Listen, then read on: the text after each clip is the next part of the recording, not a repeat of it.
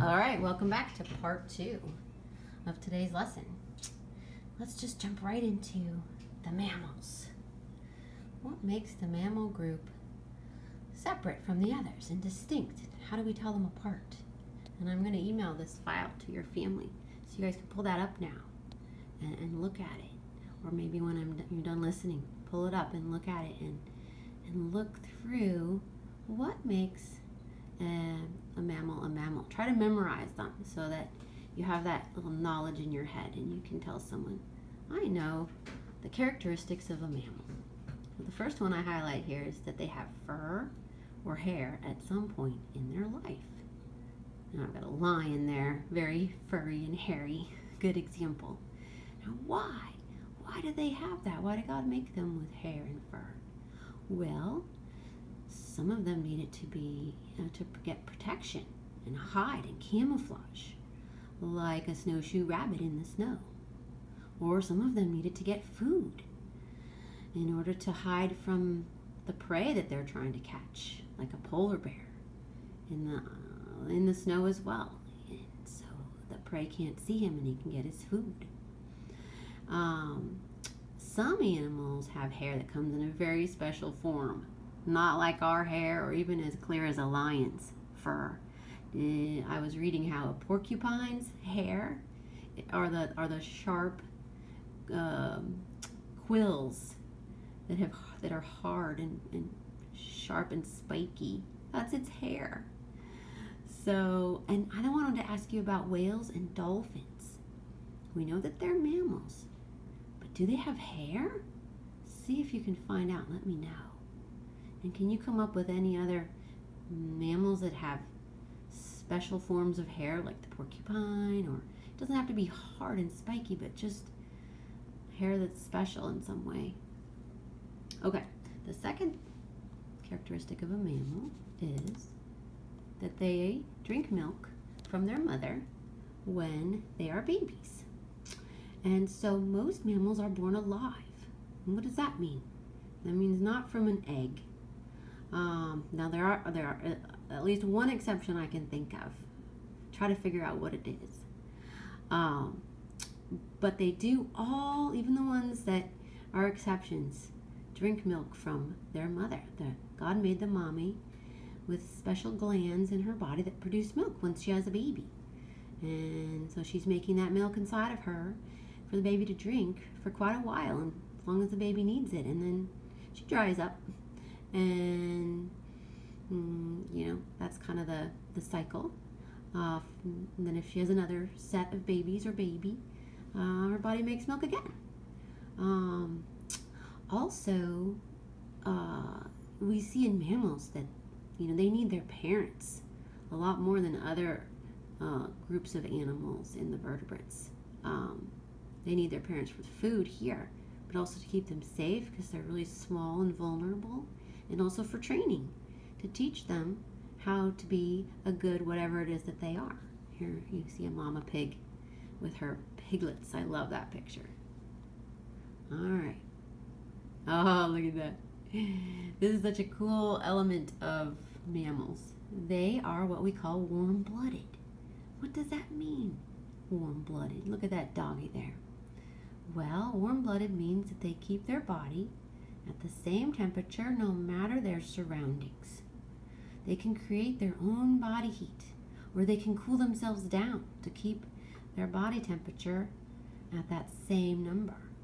So this doggy here, he's panting, and that's his mammal body's way of cooling down because he's hot and he wants to keep his temperature where it should be, or about. How about people? How do we cool ourselves down? Well, we sweat. And the water comes out on our skin, and then it evaporates, and that creates a cooling system for our body. What about when it's cold? We put on a coat.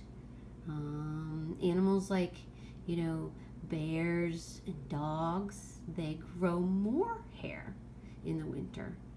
That's their coat. And, all trying to keep their body's way of keeping the temperature where it should. And that's just so cool to me. And they, because they are like this warm-blooded. They are good at living in all kinds of places. Like bats live in caves underground. Whales, they live in the ocean. Camels live in the desert. So it's pretty cool. You can find mammals pretty much anywhere. All right, now this next part is very cool. We had already touched on this. They have a backbone. They have a bony skeleton with vertebrae. You can see the backbone through there. And this supports their body and protects the nerves. There's nerve bundles there along their spine. You wouldn't be able to move if those nerves were damaged.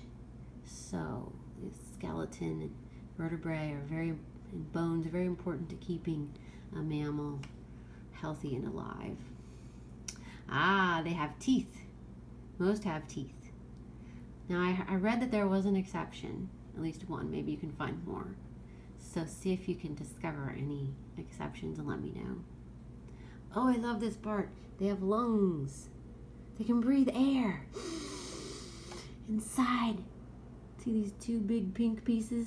Those are the lungs. They're like two big balloons, and they fill up with the air you breathe and let them out. And we wouldn't be able to live without our lungs. And then the last one is a fun one. Most of them have 4 legs or limbs. Here you have a zebra. 1, 2, 3, 4. What about the human? Well, our 2 arms and 2 legs, so that works. But there are some that are tricky to figure out. Like we know that bats and whales are mammals, but what are their 4 limbs? Why don't you think about that and let me know? What makes them, fit this part of the characteristic of being a mammal? All right, so now we have in our head the 7 things that make up mammals. Can you remember them? See if you can do them from memory. They have hair or fur. They are born alive and drink milk from their mom. They're warm-blooded.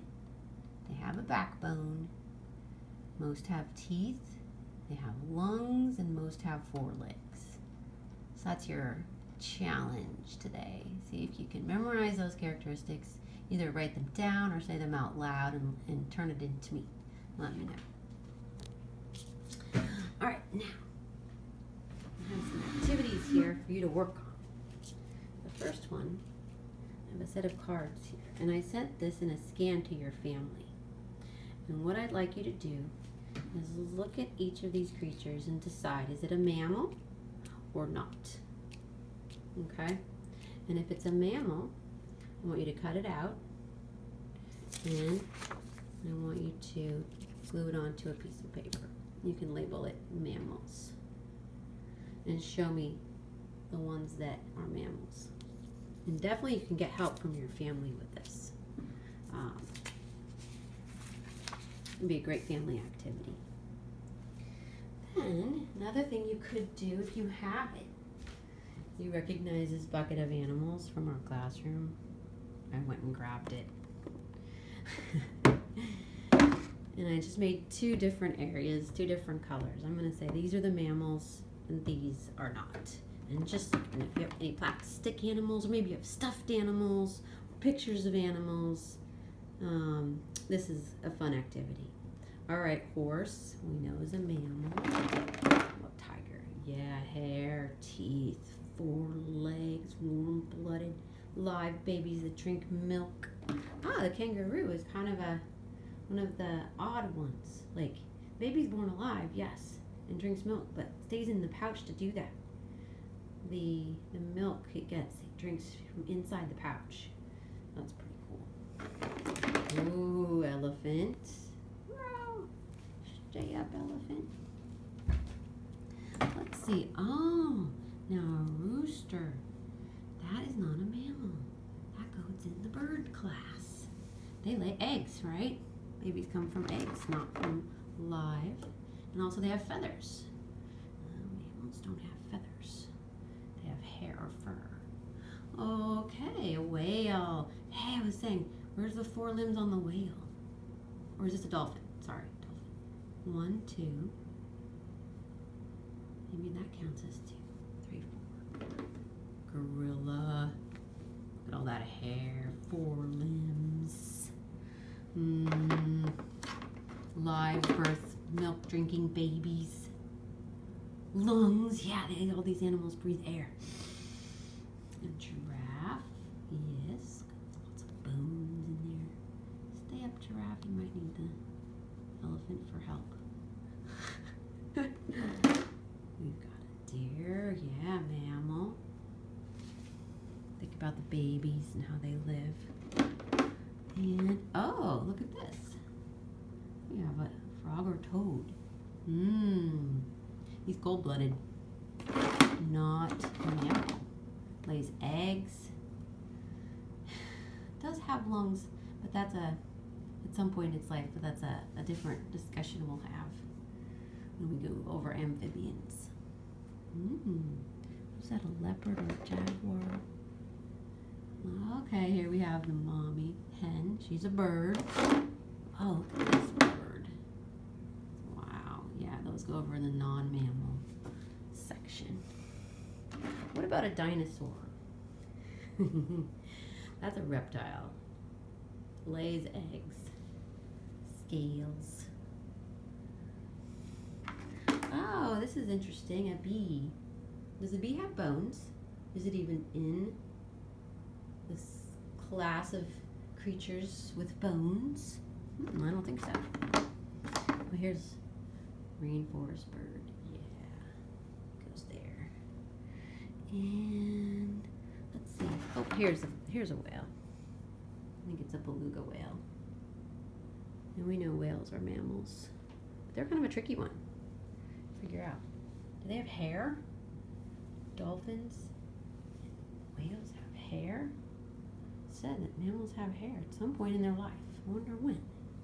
Okay. So that's one activity you could do. And let me know how that goes. Another one I thought of is if you had magazines. I found a bunch of old, or someone donated to our classroom a bunch of Ranger Rick magazines. And you could take those magazines and you could look through them and decide if you can find, see if you can find any mammals. Make a collage. So here we have a duck. No, the duck's a bird. Ooh, what about an otter? Yeah, an otter's a mammal. Swims, it's a water animal. Hair, 4 limbs, live birth, babies drink milk from the mom, teeth, lungs. Look at this bird. Birds are quick to identify and put in their bird category. Oh, here, I got this out already. I found this musk ox. So you could cut out and then glue onto the paper the mammals you find. This was a good page because it had a snake, a fish, a koala, a chipmunk, and a toucan. So a lot of the animal groups represented here. Oh, chipmunk too. Here we go with the mammal. Oh, and I should have cut out the koala bear. So he goes over there too. So you could go through any of the magazines like that. I'll just do a small sample. And you can make yourself,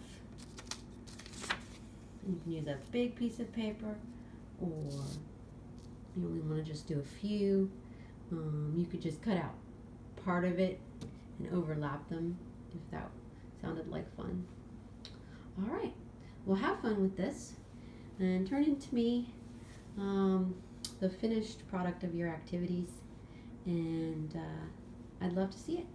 Take care, bye.